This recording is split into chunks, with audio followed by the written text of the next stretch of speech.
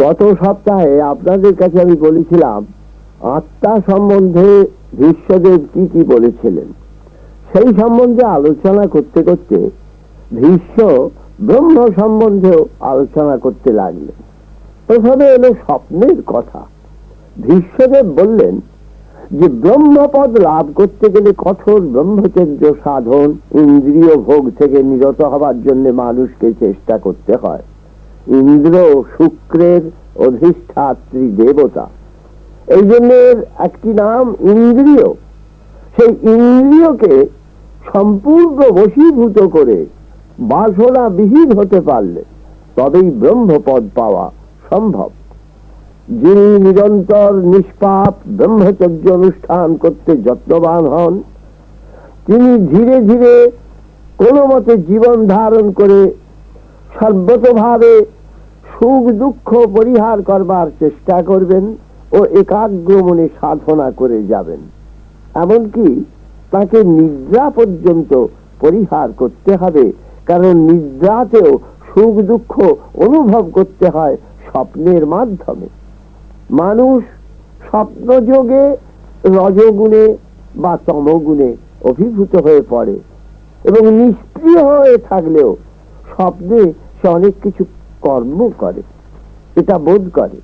সেই কারণে নিদ্রা ত্যাগ বিধেয় ব্রহ্ম সাযুজ্য লাভ করতে গেলে এই সমস্ত কঠোর তপস্যা করতে হয়। যদি বলো এ তপস্যা করা তো কঠিন, তাহলে তার উত্তরে আমি বলবো কঠিন তো বটেই, তবে অভ্যাসের দ্বারা সবই সম্ভব হতে পারে। মানুষ যে স্বপ্ন দেখে তার কারণ সংকল্প স্বভাব মনের বিশ্রাম হয় না, তাই সে স্বপ্ন দেখে। তার বাসনা অনবরত পূরণ হচ্ছে না, তাই জন্য সে স্বপ্ন দেখবেই। বিষয়ে আসক্ত মন বিষয় ছাড়া স্বপ্ন দেখতে পায় না। পূর্বতন কর্ম প্রভাবে সত্য রজ তম লোকের মনেতে পুষ্টি লাভ করে এবং তারা সূক্ষ্মাবস্থায় দেহে আবির্ভূত হয়ে সুখ দুঃখ ভোগ করায়। জাগ্রত অবস্থায় ইন্দ্রিয়রা মনের মধ্যে যে সংকল্প করে আর নিদ্রিত অবস্থায় সেগুলি প্রকাশ করে, কিন্তু কেউ যখন সেই অবস্থা অতিক্রম করে চলে যায়, যেমন যোগীরা করেন, তখনই মানব প্রকৃত আত্মজ্ঞান লাভ করতে পারে। আত্মজ্ঞান লাভ করলে তখন আর বিষয় প্রবৃত্তি থাকে না। মানুষ বাহ্যেন্দ্রিয় প্রবৃত্তি শূন্য হয়ে সমাধি বলে স্থূল শরীর ত্যাগ করে সূক্ষ্ম শরীর লাভ করে, কিন্তু সেই সূক্ষ্ম শরীরও ভোগ করতে যখন তারা ইচ্ছে হয় না, তখন সে প্রকৃতিতে লীন হয়ে যায়। স্থূল সূক্ষ্ম আর কারণ, এই তিন দেহ থেকে মুক্ত হলে তবেই প্রকৃত মুক্তি হয়। কিন্তু অবিদ্যা বা অজ্ঞানতার প্রভাবে প্রাণীরা জন্ম মৃত্যুর হাত কিছুতেই এড়াতে পারে না। জন্ম মৃত্যু বারবার ঘটে প্রাণীর জীবনে, বারবার তাকে সুখ দুঃখ বোধ করতে হয়। কেন হয়? কারণ সবাই তো বাসনায় মগ্ন, তৃষ্ণায় বদ্ধ।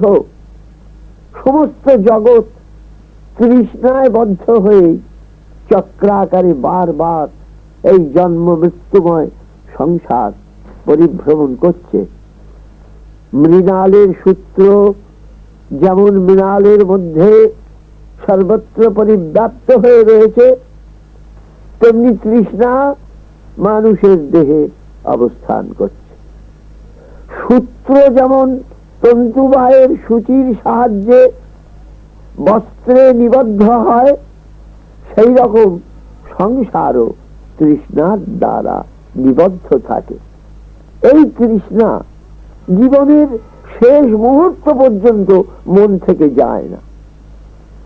কিন্তু তাহলে এই তৃষ্ণা দূরের উপায়টা কি? উপায় ত্যাগ।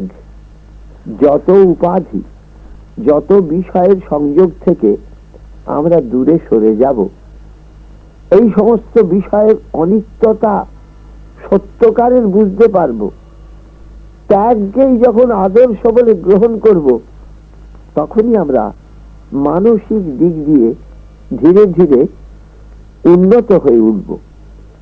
সুখ ত্যাগের জন্য তপস্যার প্রয়োজন, আর দুঃখকে ত্যাগের জন্য যোগের প্রয়োজন রয়েছে।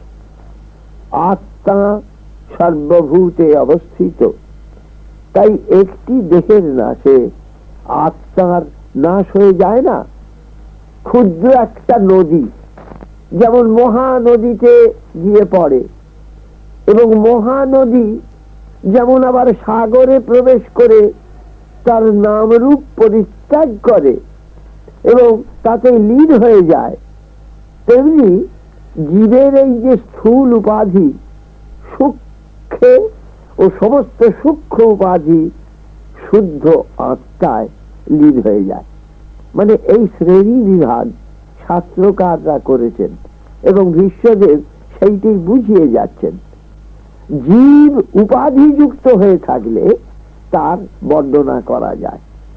নাম রূপ একটা উপাধি, আমি যে সংসারে আছি সেই সংসারের আমি কর্তা বা যে কোনো ভাবে সম্বন্ধ যুক্ত, আমার পুত্র কন্যা সকলেই, বন্ধু বান্ধব সকলেই এক একটি উপাধি যুক্ত, আমরা সেই তাদের নিয়েই মেতে থাকি। সে স্থূল কি সূক্ষ্ম তাও বলা যায়, কিন্তু আত্মায় লীন হয়ে গেলে আর উপাধি রহিত হয়ে যায়, তার নামও থাকে না, কিছুই নয়, তার সম্বন্ধে আর কিছু বর্ণনা দেওয়া যায় না।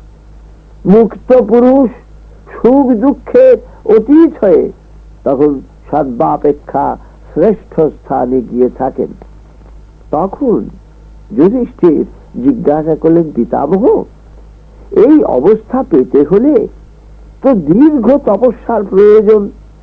ভীষ্ম বললেন, তা তো প্রয়োজনই, তবে তপস্যা অর্থে তুমি কি বোঝো? যুধিষ্ঠির চুপ করে রইলেন। ভীষ্ম বলতে লাগলেন, তপস্যা অর্থে তোমরা সাধারণত হয়তো বোঝো ব্রত এবং নিয়ম পালন করা, উপবাস করা, এইগুলোকে, কিন্তু এগুলোকে বোঝায় না। ত্যাগ ও নম্রতাই হলো প্রকৃত তপস্যা। তপস্যার সত্য দমগুণের উপর প্রতিষ্ঠিত সংযম। সেই সংযমী ব্যক্তি যখন পাপবিহীন হয়, নির্ভয় হয়, তখন সে উৎকৃষ্ট ফল লাভে সমর্থ হয়। সর্বদা প্রসন্নতা অবলম্বন করে যিনি থাকতে পারেন, তিনি প্রকৃত সুখ লাভ করেন। এই প্রসঙ্গে তোমাকে বলিরাজের একটা কাহিনী বলি বলে তিনি বলিরাজের গল্পটি বলতে লাগলেন। এই গল্পটি আমি আগামী সপ্তাহে আপনাদের শোনাবো।